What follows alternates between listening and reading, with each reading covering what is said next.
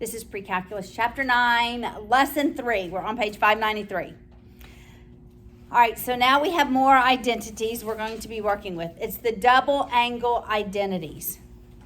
The double angle identity, okay, we just talked about this. The sine of u plus v, we use that when we have an angle that is not on the unit circle, but we can break it up into the sum of two angles that in fact are, equals the sine of u cosine v plus cosine of the first angle sine of the second one. So the double angle identities are like when these two are the exact same. When it's something like the sine of x plus x. The angles are the exact same. The radians are the exact same. So really this is the sine of 2x. But let's apply this formula using the very same angles, and you actually come up with the identity. It's the sine x cosine x plus cosine x sine x. What does that identity say? The double angles. Are these like terms? How many of the like terms do we have? 2. So it's 2 sine x cosine x. So really it's the exact same identity as the sum and difference. Except now with the double angle formulas, we have 2 of the exact same angles. Make sense? Okay, so let's just look at them. The sine, what I just wrote, 2 of the same radians is 2 times the sine of that radian times the cosine of that radian. All right, look at the cosine of 2 of the angles. There are 3 possible identities that you can use. So what do you think dictates which one you're going to substitute in for the cosine of 2u? Whether or not you need a sine or a cosine? Yes, whatever else is in the equation, right? If everything else in the equation is cosine, then I'm going to use 2 cosine squared u minus 1. If every other term in the equation is a sine, I'm going to use 1 minus 2 sine squared. When would I possibly use cosine squared u minus sine squared u? Doesn't that look very similar to another one? Which one does it look like? Lucas. It looks like, what, Isabella? The Pythagorean. The only difference is the sign is positive. So potentially if I could use this one to end up with maybe a Pythagorean and substitute in 1 for one of them, then I'm probably going to use the first one. All right. The tangent.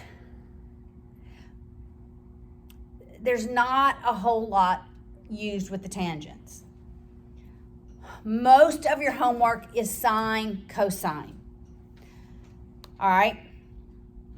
Some of it is the tangent, but most of it is the sine, cosine. So let's look at example 1. We're only dealing with these double angle formulas at this point, which are derived from the sum and the difference formulas, our identities. All right, so look at example 1.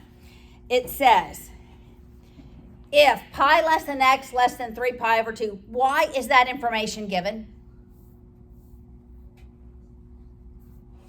Corey. To know what quadrant x is in. X represents the angle, right? So what quadrant is this angle in? It's in the 3rd quadrant. I'm going to draw my triangle. This whole angle really is x. All right, now it gives me some more information. The cosine of x is negative 8 over 17. Why does it give me that information?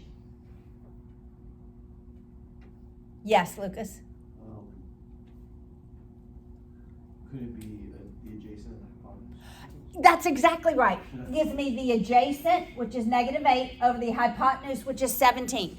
I'm always going to use the Pythagorean Theorem to solve for the other side. So what is the square root of 17 squared minus 8 squared? Somebody get that number for me. It's 15. They've already given it. Is the 15 positive or negative? Why is it negative? It's going down on, right, so it's negative. All right, so now I can know the sine, cosine, and tangent of that same angle, right? So now they want us to solve for the sine of 2x. What is the sine of 2x? It's 2 times the sine of x times the cosine of x. It's 2 of the same one. Yeah. Well, could you just take -15/7? And that should be the answer. No, it's twice that angle. We have to use the identity. Oh, so it's. So we're using the identity. It's 2 times the sine x times the cosine x. All right, do we know the sine of x? It's -15 over 17. What's the cosine x? We already know that. That was given, right? -8 over 17. And you can just multiply that out to get that value. Right? You're just multiplying it out, leaving it as a fraction. All right, then it asks for us to solve for this. This one is, I'm going to use that first identity, the cosine squared minus the sine squared. I wonder if that's what they used.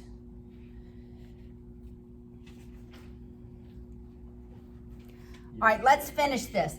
This equals -15 over 17. I'm just taking this from the textbook. This is what this ends up being. I don't know.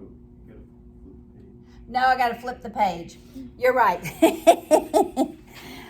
Okay, so I just wanted to do this and just take it from the, all right. So it's approximately 0.8304. That's a positive value. What quadrant is the sine of 2x in? If it's positive. It's either quadrant 1 or quadrant 2, right? All right, so for cosine 2x, I'm going to do the cosine squared x minus the sine squared x.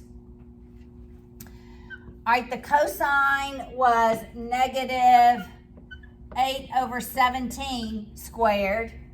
We're squaring that term, minus, not equals, minus the sine was -15 over 17 squared. I'll take the solution from the textbook. It's -0.5571. What quadrants is 2x possibly in? Quadrant what? First, I think the second and third. It's either quadrant 2 or quadrant 3. All right, so what quadrant is 2x in? By looking at both the sine and the cosine. It has to be quadrant 2. Yeah. So the answer is quadrant 2.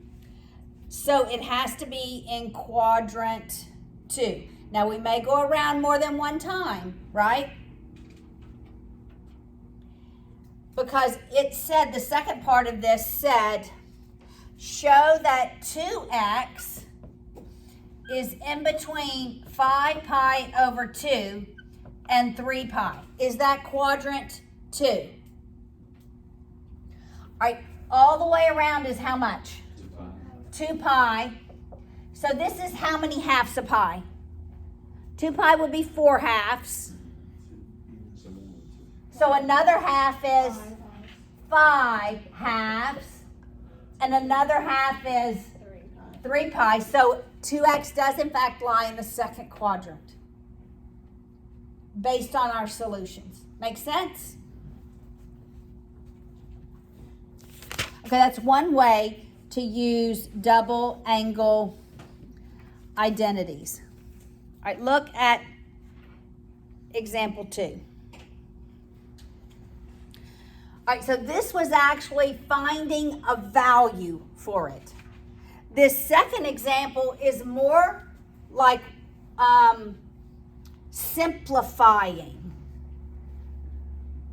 because we're going to move towards proving something equals something else.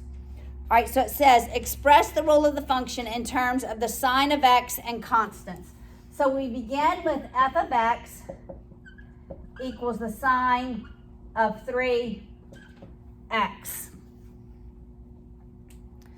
All right, look, you can break this down anyway. Can we think of this as the sum of two possible angles? We could think of this as the sine of x plus 2x, could we? Yes? All right, so which identity am I going to use for this one? Sum and difference. It's the sum and difference. This feels a little different, right? Just see this as the u, and so x is my u value. My v value is going to be 2x. So it's the sine of the first one times the cosine of the second one plus the cosine of the first one times the sine of the second one. Now, I want to simplify this further. I now have the double angle. So I'm now going to use the double angle identities. Got it? So for the cosine, the sine, we only have one option, right? 2 sine x, cosine x. This one, I'm going to use the cosine squared minus the sine squared. So we end up with the sine x times cosine squared x minus sine squared x plus cosine x times 2 times sine x cosine x. By just substituting in those identities. Now I'm going to distribute. It feels like it gets harder before it gets easier, right? So we'll distribute the sine to both of those terms. And then that's just the cosine, right? We'll distribute the cosine. All right, I'll move over this way a little bit because I feel like I'm running out of the...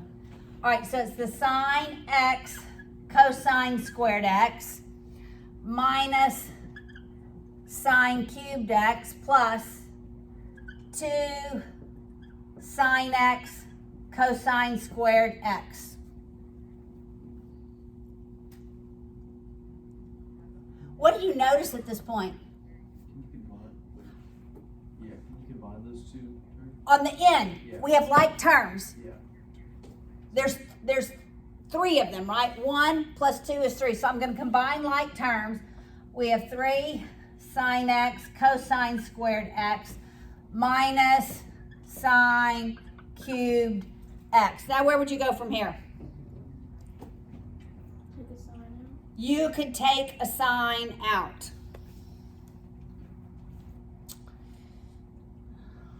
Okay, we're going to take a sine out.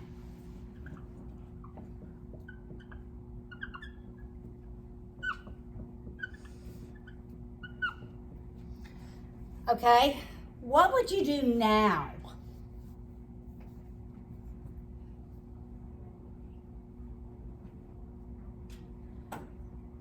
Abby. Take the cosine squared x and make it sine by 1 minus. 1 minus sine squared. I use the Pythagorean identity, write everything in terms of sine because I can't change this one to cosine. Got it?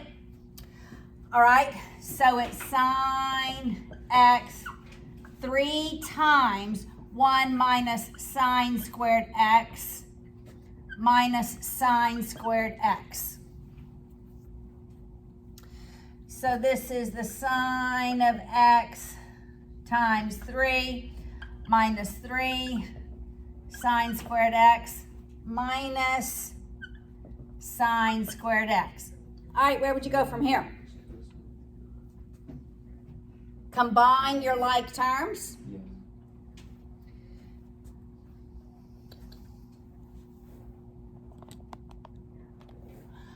All right, so we have sine x times 3 minus 4 sine squared x.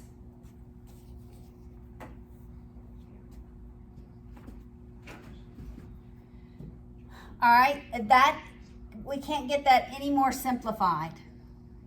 Your textbook actually distributes this back, which you can, but you don't have to. They write 3 sine x minus 4 sine cubed. Yeah, because they distribute it. I'm like, how'd they get the cube? But they distribute it. But this is as simplified as it can get. So that's what you need as the answer. Yeah, you could leave it here. Your textbook does 3 sine x minus 4 sine cubed x. Yes. I'm confused on how it went from cosine to the fourth x to cosine squared x. From here to here? Yes, ma'am. Okay. All right. That term is sine x cosine squared. This term is sine x cosine squared.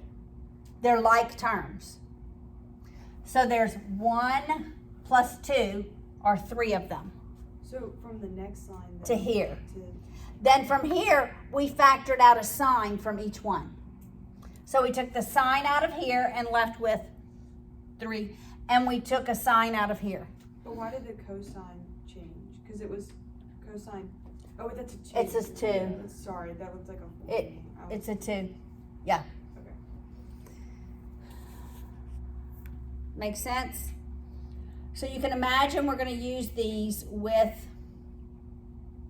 proofs, right?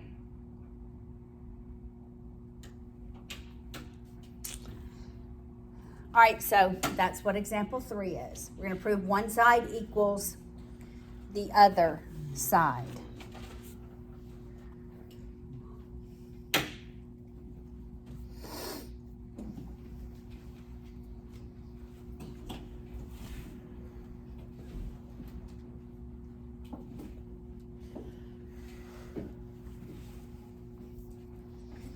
All right, so we're going to prove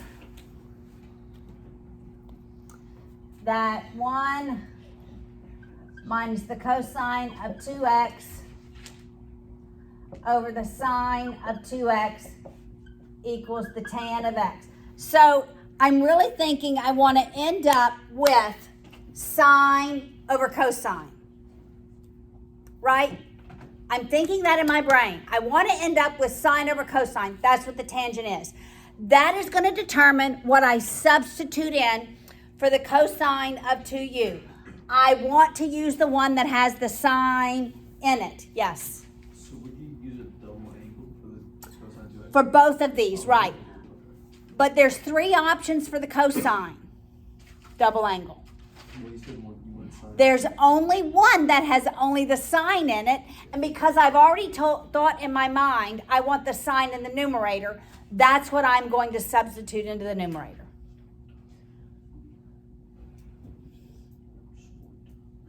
So you have to think ahead. All right? So it's going to be 1 minus. What is the sine double angle identity for cosine? Negative 1 minus 2 sine squared u. Or x. Yeah. All right. What is the double angle identity for sine? There's only one of them. 2 sine x cosine x. All right, so we'll distribute the negative to both terms inside the parentheses. So it's 1 minus 1 plus 2 sine squared x over 2 sine x cosine x equals tan x. What happens? The ones eliminate so that I'm left with 2 sine squared x over 2 sine x cosine x. Can't you simplify the 2 sine x? The 2's eliminate, Yeah, it's sine. and one of the sines eliminates. Yeah, sine. So I'm left with sine x over cosine x equals tan of x. That's okay, I'm going to pause. I'm going to pause. Wait, so is that the answer? Yes. Does the sine over the cosine equal tan? Yeah, it equals. Yeah, tan equals tan. Yes. How did you get the cosine in the denominator? Okay, what is the identity for sine 2x? It's the double. There's only one option. It's at the bottom of the first column. It's the double one. Only one option for that one.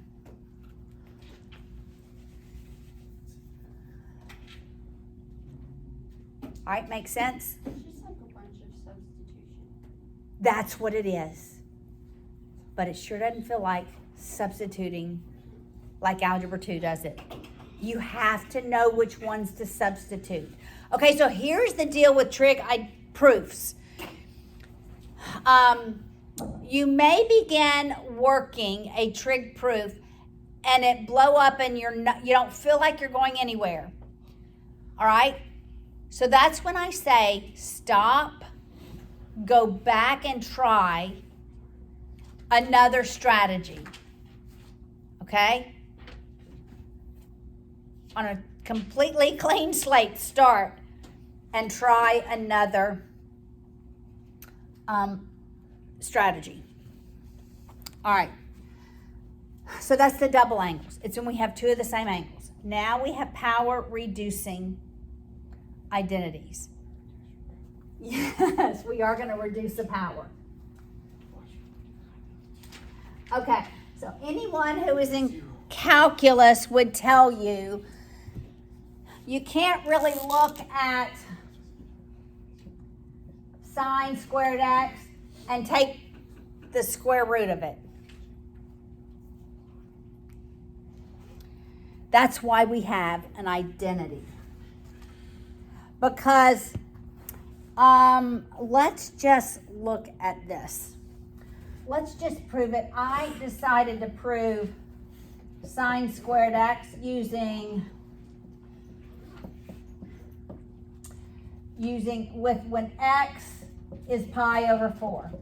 Maybe I should have used it. Yeah, because it's the same value, square root 2 over 2, if it's the cosine or the sine. All right? All right, so what is the sine of pi over 4? So square root of 2 over 2, right? Right? All right, so the square root of 2 over 2 squared equals 1 minus the cosine of 2 times pi over 4. This is the way I chose to work it. What's 2 times pi over 4? Oh, pi over 2. It's pi over 2. So what is this? This is 2 over 4 equals 1 minus the cosine of pi over 2 over 2. What's the cosine of pi over 2? It's 0. This is really 1/2 equals 1. That's 0. So see, this identity actually works.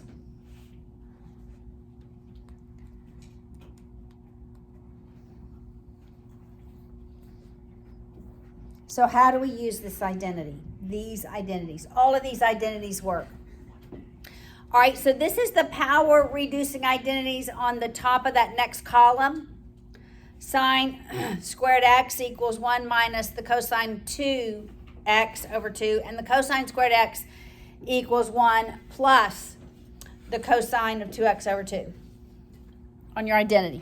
Tangent is not used a lot in these lessons. really the sine and the cosine are used a whole lot more. All right, so how do we use power reducing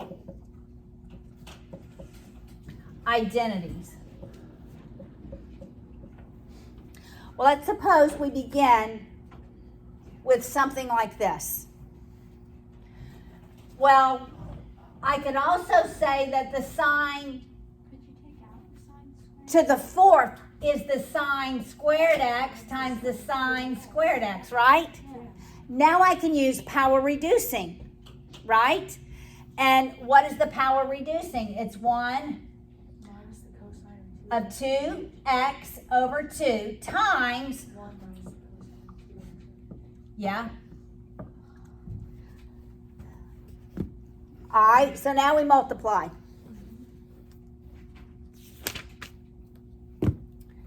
So I know the denominator's 4. 2 times 2 is 4. That's the easy part. Okay, we have to FOIL it. We have to FOIL it. So 1 times 1 is 1. Okay, let's do the outers. It's minus that and minus another one of it. So it's minus 2 cosine 2x, right? Now what is this? Plus cosine squared 2x. Yeah.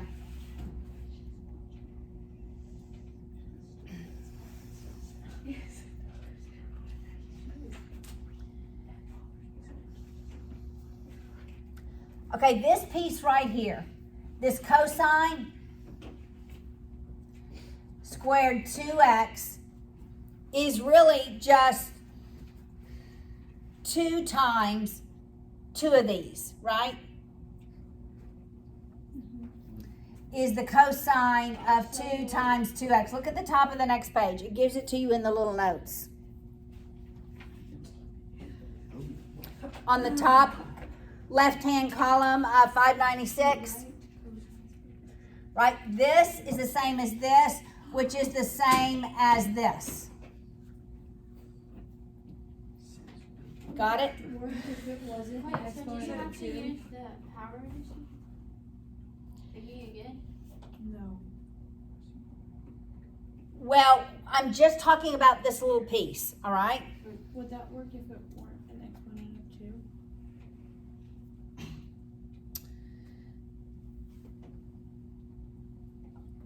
We are going to use the power reducing here, but I really want you to see we're coming to here.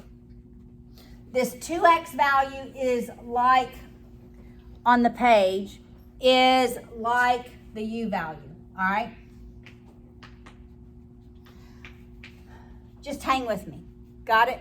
Yes, just hang with me. If that's true, then sine squared x would be the same as sine 2x.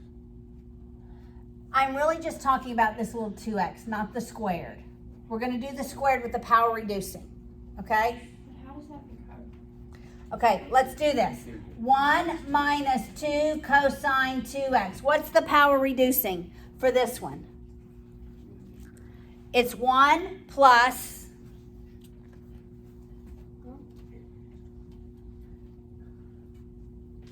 2 times the value of x, right? So it's 1 plus 2, 1 plus the cosine of 2 times, what's my u value? 4, 2, U value is what? 2x. 2x. Do you see how we get to 4x? What's 2 times 2x? 4x. Over, what is that all over? 2. So we end up with this 4x. Yes, ma'am. You know in logs how you could use the power to the, Yeah. to the coefficient? It's almost like a power is multiplication. Almost, not quite. Not. Oh. Whatever this is, when you have something squared, this is your u value. So when you plug it in here, it's 2 times that u value. Because the identity says the cosine squared x is 1 plus the cosine 2x over 2. Right? That's the identity. But that's when x is x. But we have 2 times x in the original. So it's 2 times the value of what the original is, which gives me to 4x. You follow that? Yes. Wait, but isn't that the answer right there? We're not done. Well, We're getting close. We have to oh, simplify. I'm sorry, I'm looking at the wrong thing. We have to simplify. All right? So now, we have 1 minus, what are we going to do next? When did we get rid of the 4? It's still all. Oh, it's all over 4. I left out the 4. All over 4. All right, where do we go from here? Think algebra. Common denominator in the numerator. Right? So I'm going to multiply this by 2 over 2. I'm going to multiply this one by 2 over 2 to get a common denominator. I'm going to run out of space, huh? And so I'm just going to move the signs up. It's going to be 2 minus 4 cosine 2x plus 1 plus cosine 4x all over 2 all over 4. All right, where am I going from here? You have to Flip it. So I'm going to multiply by what? 4 over 1 over 4 over 1 over 4. Right? Yes. Would be 8. So this is, I'm running out of room. All right. So this is 2 minus 4 cosine 2x. Let's combine that with 1. 2 plus 1 is 3, right? Let's make this first number 3. Got it? See what I did? Plus cosine 4x all over 4 times 2 is 8. All right, the only thing that is different between this and your textbook is they wrote every term over 8. It's 3/8 minus 4 over 8, which is 1/2, right? 1/2 cosine 2x. And then this is just 1/8 cosine 4x. So this is just rules of algebra, right? But when we use that power reducing, here's the big deal. If I had, what if I had cosine squared 4x? What would it end up being here? What would it end up being here? 1 plus cosine what? 8x over 2. Because you have to multiply that by 2. Yes. But 4 squared is 16. So why wouldn't it? Maybe I'm just thinking about it wrong. You are. It's the ratio. It's the ratio. Listen, it's the same thing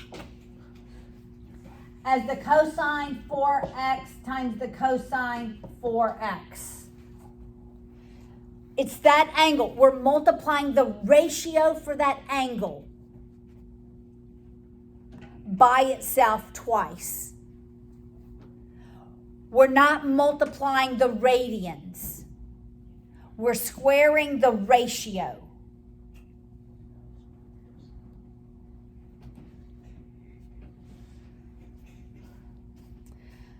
Okay, so if x were pi, no, that's going to be 4 pi. If x were pi over 4, that would be the cosine of 4 times pi over 4, which is pi, times the cosine pi. What's the cosine at pi? -1 times -1. That's what we're squaring, the ratio, not the radians. Okay. Does that make sense a little bit? All right.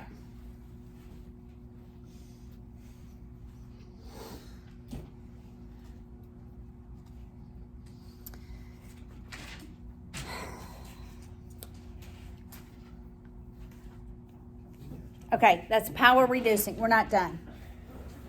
We have one more. Actually, we have a bunch more. We have all the way up to, no, we have 3 more examples. Okay, half angle identities. Okay, your half angle identities. Let me see your trig identity sheet. Let me see it. You don't have them.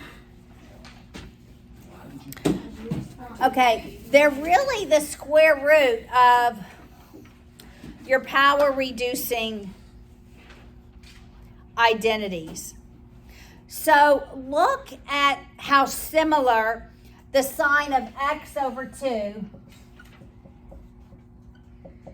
it's plus or minus the square root of 1 minus the cosine x over 2. Look how similar that is to the power reducing one. Sine squared x is 1 minus cosine 2u over 2. See how similar they are? Really what you're doing is taking the square root of both sides effectively. Why do we need, this is called half angles. We do. We do. What if I ask you, what is the sine of pi over 12? Is pi over 12 on the unit circle? No. Is half of pi over 12 on the unit circle? Yes, pi over 6 is on the unit circle. All right.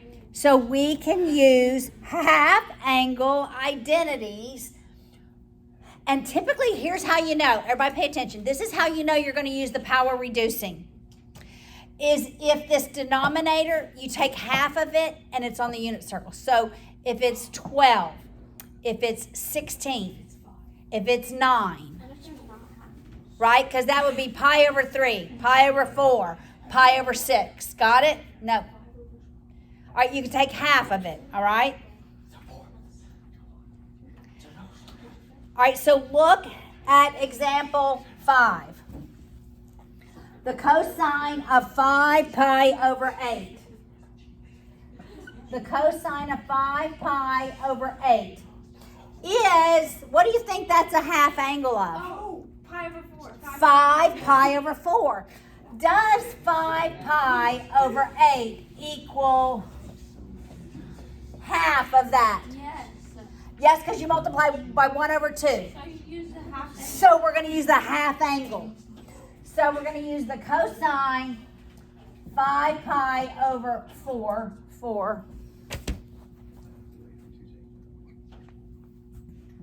over 2. We're going to use that half angle.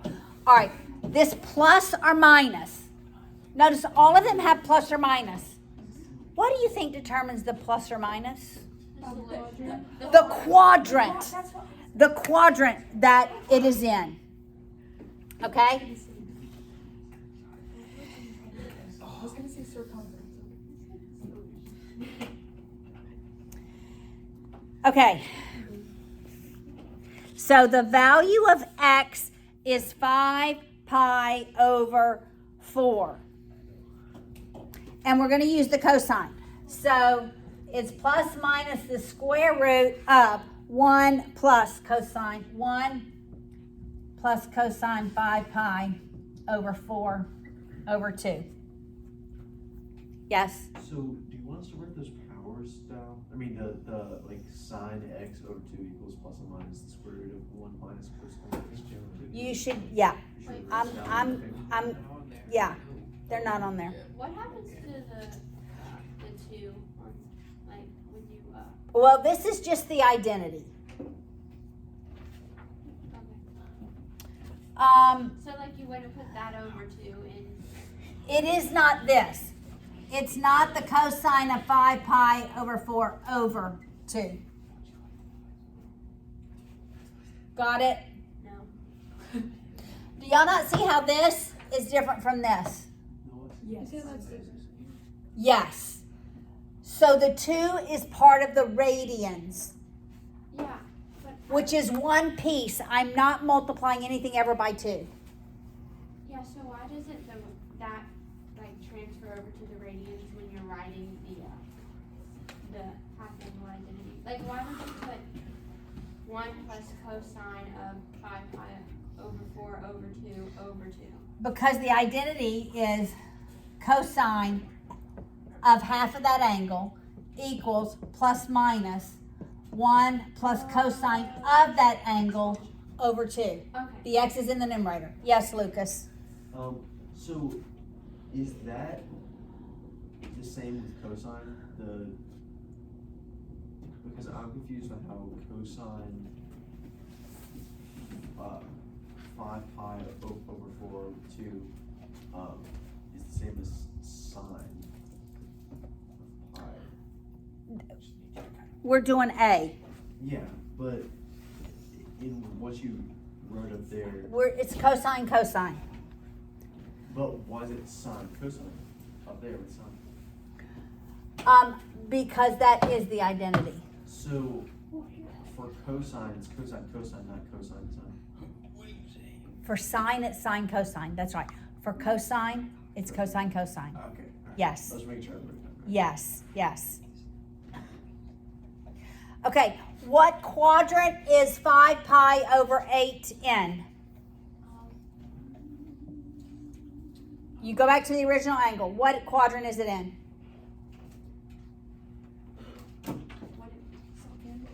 It's in quadrant 2.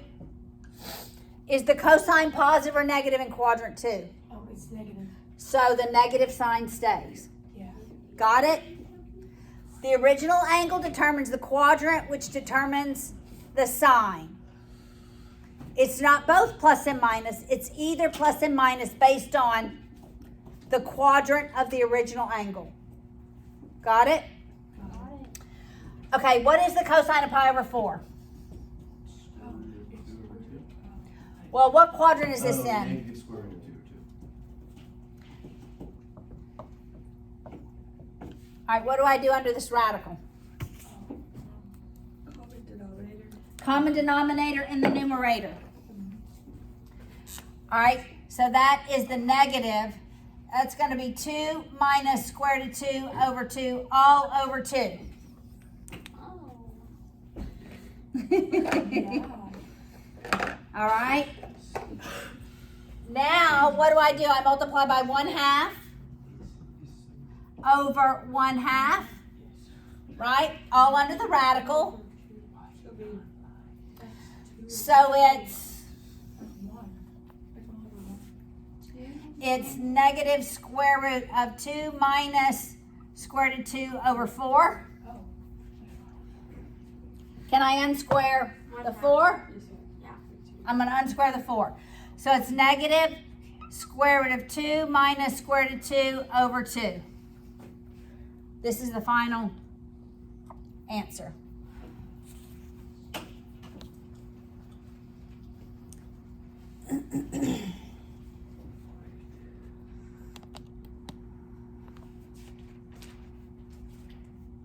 Okay, are you with me?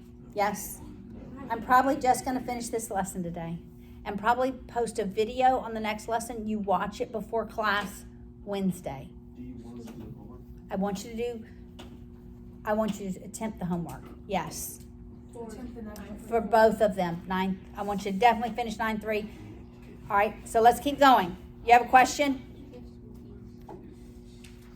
You have a question? Huh?